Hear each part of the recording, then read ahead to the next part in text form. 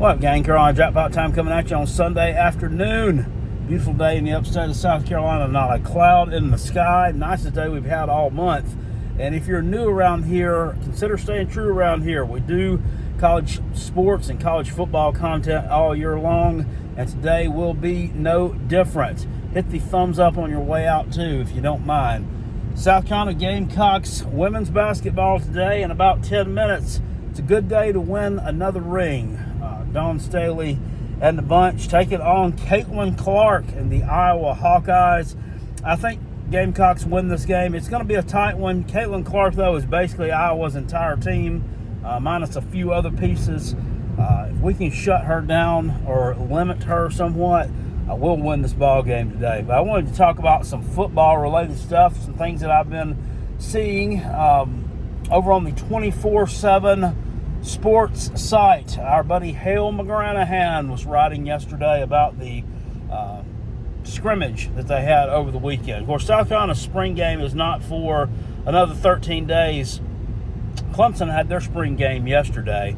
And normally these two are either like a week apart or they have it the same day. So I don't know why either South Carolina's running late or the Taters are running way ahead this year. It probably has something to do with the weird way the calendar has fallen this year. Obviously, the offense is way behind the defense from what the people who have attended the scrimmage, the insiders who were able to get access to this type stuff, they're only returning 3 starters over on the offensive side of the ball, which is not good when you factor in that unit. While it did, produce last year, still came up short in a lot of situations, didn't play well up front by any stretch of the imagination. It was absolutely horrible. But only 3 starters returning. Now, I got to think that number skewed a little bit. There's some people who have started some ball games on that unit, and there's more than 3 of them left. But the defense, they've got 9 guys coming back, so it's no surprise that the defensive side of the ball dominated the offensive side in their scrimmage yesterday.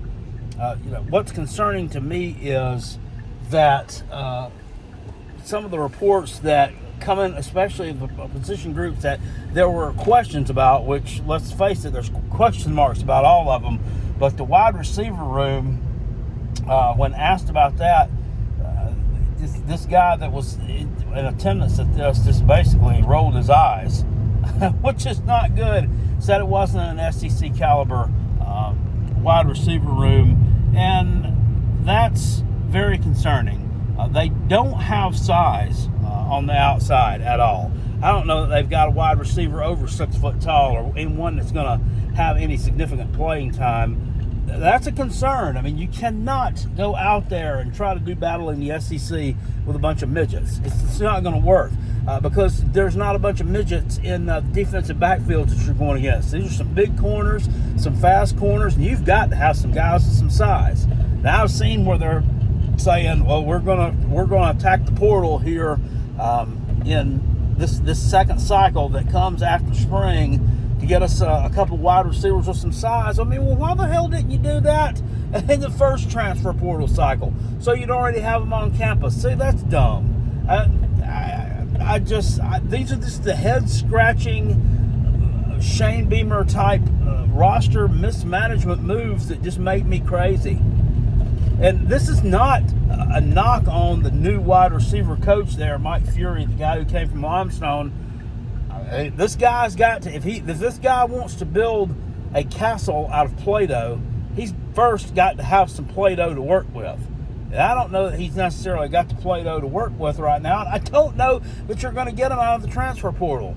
If you weren't able to get him the first go around, I don't know what makes you think that you're going to get some game changer this time around. Well, last year they were saying, we're going to try to get that running back from Notre Dame, what's his name, Diggs, a guy who ended up going to LSU, and then there was somebody else that they missed on, a guy from NC State that ended up going to Kentucky who barely played. They were going to try to get those 2 out of the portal. Both of them in for visits. A whiffed on both of them. Just a lot of whiffs. Hopefully they can at least get one, because to me, them getting 2 is highly unlikely. Offensive line, they said, looks average at best, which, you know, that's also not good. I mean, they were below average last year, should have gelled somewhat, and I mean, you're basically returning everybody there. So we'll see about that unit. Running back wise, didn't hear anything about that. But I mean, that should be, to me, that should be a strength of your team. You went out and got some good, solid guys, some guys who've had some production at other places. But you know, I would rather have maybe not picked up one of them, maybe picked up a wide receiver with some size. And we know you had a couple wide receivers who had some decent size there in Juice Wells. And one who doesn't get talked about is another kid who left the program, Omega Blake, and went to East Carolina, where he ended up at. He was a kind of a bigger bodied kid, not huge by any standards, but he was bigger than some of the ones you've got out there right now. So that doesn't look like an SEC unit. Offensive line looks blah. Quarterback-wise, they said Lenore Sellers is looking good, but he's continuing to develop and continuing to learn. Well, he's been in the system now for over a year. The continuing to learn curve, maybe I think that should maybe be over with by now.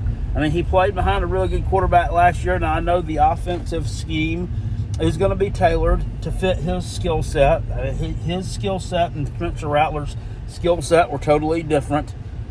So I get that part.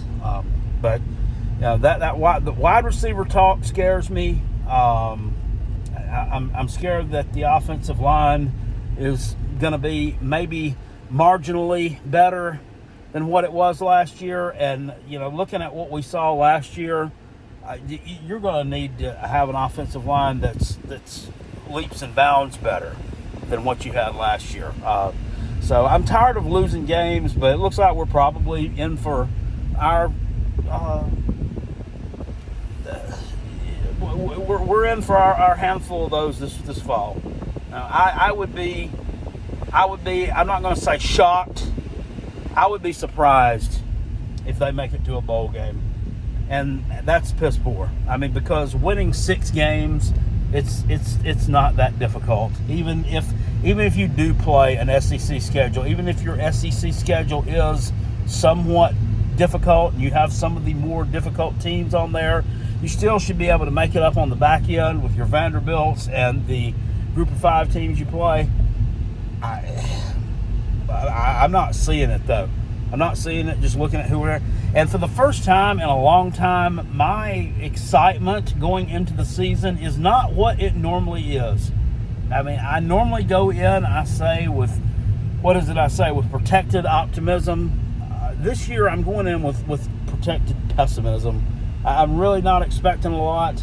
And, if they don't deliver, I'm not going to be outside of my mind with agony that they didn't deliver, because I right now I'm not seeing it. The talk I'm hearing is not the kind of talk I'd like to be hearing this time of the year. And I'm still telling you, I don't think Shane Beamer's the guy. We've got a lot of people who jump in here to defend him. A lot of people will tell me I'm a terrible fan for thinking this way. What are you doing? Blah, blah, blah. Well, this is just what I'm hearing and what I'm seeing.